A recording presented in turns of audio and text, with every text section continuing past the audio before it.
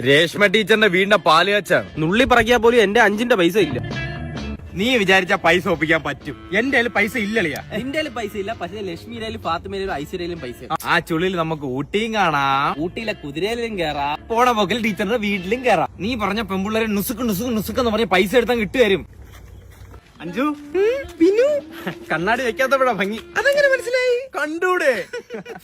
പിന്നെ ഒരു 500 രൂപ അത്യാവശ്യമായിട്ട് വേണം. 500 എന്തിനാ? 600 രൂപ അയക്കാമല്ലോ. അപ്പൊ നാളെ ഒരു 500 രൂപ തരാൻ ഉണ്ടോ? രശ്മി ഒരു 500 രൂപ തരാറുണ്ടോ? ഗൂഗിൾ പേ ചെയ്താൽ മതി. ആംബുലൻസിന് സൈറനാ. ഞാൻ ചോദിക്കുമ്പോഴൊക്കെ പിള്ളേര് മുഖം മാറ്റി കളയുന്ന കേട്ടാ. എടാ ഒരു മര്യാദ വേണം. നിങ്ങൾ വിചാരിക്കുന്ന കല്ലത് ഒന്ന് സോപ്പിട്ട് കാര്യങ്ങളൊക്കെ തിരക്കി അങ്ങനെ അങ്ങനെ അങ്ങനെ അങ്ങനെ വേണം ചോദിക്കാൻ. ടീന ഹായ്, മുഖത്തെന്തെങ്കിലും ചെയ്തോ? ഇല്ല.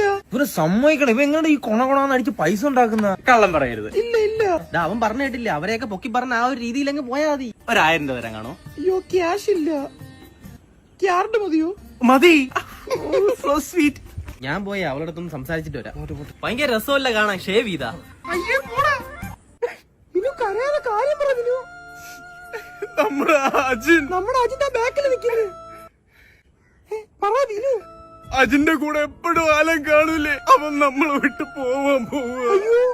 എന്തൊരു സസ്പെൻഷൻ കിട്ടിയ അവന്റെ അടുത്ത് അപ്പോഴേ പറഞ്ഞു. അവന് ബൈക്ക് ആക്സിഡന്റ് ആയി.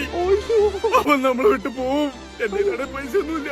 എന്റെ കയ്യിൽ ഈ വളയുള്ളൂ. ഊരിയെടുത്ത് വളയം വെച്ചോ. ഓ ഷൈനിയെ ദൈവം രക്ഷിക്കും കേട്ടോ. ശരി ശരി, എന്തെങ്കിലും ആയിക്കോട്ടെ, പെട്ടെന്ന് കിട്ടോ.